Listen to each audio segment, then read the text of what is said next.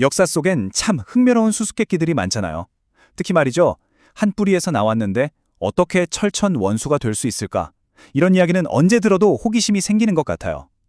오늘 우리가 바로 그 이야기, 고대 근동을 뒤흔들었던 이스라엘과 아시리아의 충돌, 그 놀라운 기원에 대해 한번 파헤쳐 보려고 합니다.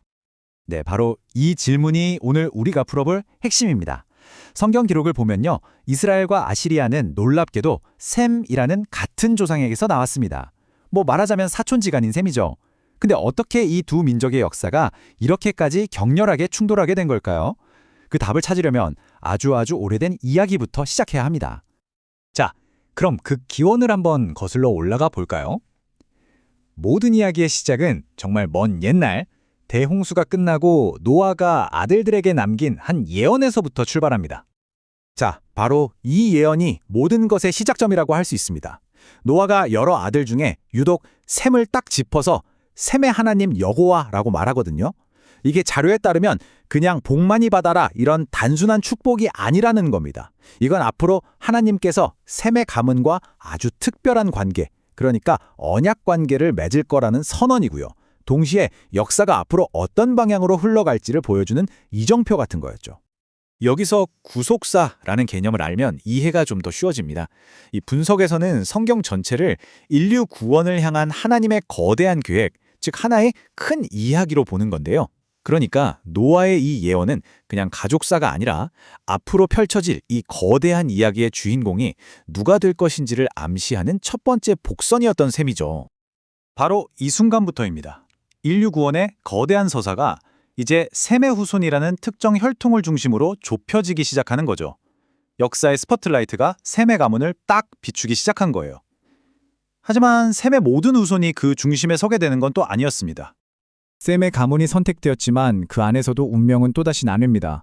이제 그 후손들 중에서 전혀 다른 길을 걷게 될 두 인물에게로 초점을 한번 옮겨보겠습니다. 셈에게는 이렇게 5 아들이 있었습니다. 엘람, 아수르, 아르박삿, 룻, 아람. 여기서 특히 주목해야 할 두 이름, 바로 아수르와 아르박삿입니다. 아수르는 훗날 정말 강력한 제국이었던 아시리아의 조상이 되고요. 아르박삿은 이스라엘 민족의 조상인 아브라함의 직계 조상이 되죠. 네, 바로 이 지점에서 두 민족의 운명이 쫙 갈라지기 시작하는 겁니다. 같은 뿌리에서 나왔지만 한쪽은 하나님의 약속을 이어가는 통로가 되고 다른 한쪽은 그 약속의 백성을 위협하는 거대한 제국으로 성장하게 되는 거죠. 아니, 그러면 왜 이 두 형제의 길이 이렇게 나뉘게 된 걸까요? 성경적인 관점에서는 여기서 선택의 점진적 좁힘이라는 아주 흥미로운 개념을 통해 그 답을 이야기합니다. 이 과정이 아주 명확하게 보이죠? 구원의 이야기가 전 인류에서 시작해서 노아의 가족으로, 그리고 다시 셈의 혈통으로, 그리고 셈의 5 아들 중에서도 단 한 명, 아르박삿에게로 초점이 맞춰집니다. 그리고 마침내 그 길이 아브라함에게까지 이어지는 거죠. 여기서 정말 중요한 포인트가 있는데요. 이 선택이 아수르가 아르박삿보다 열등하거나 못나서가 아니라는 겁니다. 자료는 이걸 역사 속에서 구원의 계획을 이루기 위한 하나님의 주권적인 결정이었다고 설명해요. 그러니까 가치의 문제가 아니라 역할의 문제였다는 거죠. 이 두 혈통의 차이가 여기서 정말 극명하게 드러나는데요. 한번 보세요. 바벨탑을 쌓았던 사람들은 뭐라고 했죠? 우리 이름을 내자. 스스로 높아지려고 했단 말이죠. 전형적인 인간 중심의 야망입니다. 그런데 하나님은 아브라함에게 뭐라고 하셨나요? 내가 네 이름을 위대하게 만들어줄게. 이건 완전히 다른 하나님 중심의 약속인 거죠. 그리고 바로 이 바벨의 정신, 그러니까 인간의 힘과 지혜를 의지해서 교만해지는 이 정신이 훗날 아시리아 제국의 핵심적인 정체성이 되어버립니다. 이제 충돌의 씨앗이 완벽하게 뿌려진 셈이죠.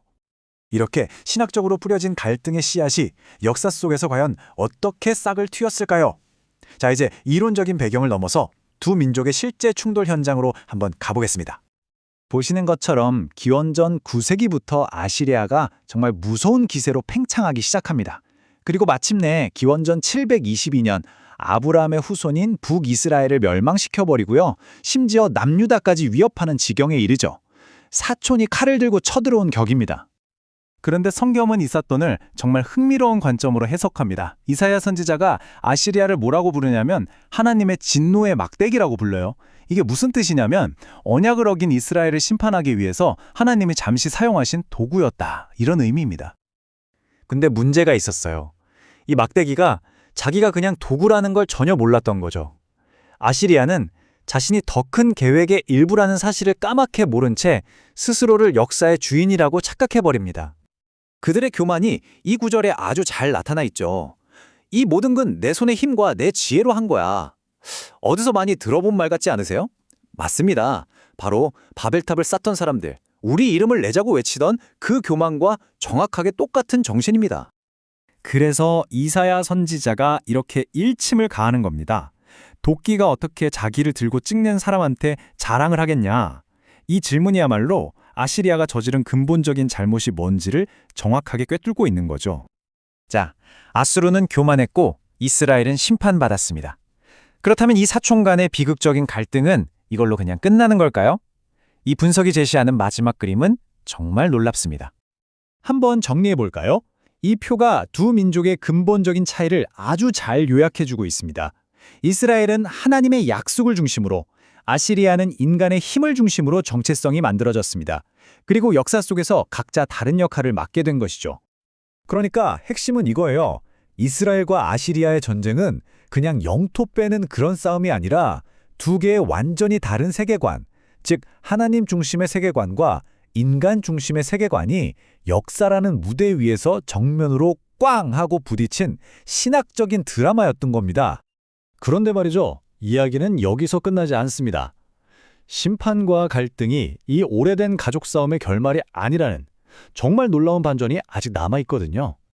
성경이 그리는 마지막 그림은 이렇습니다.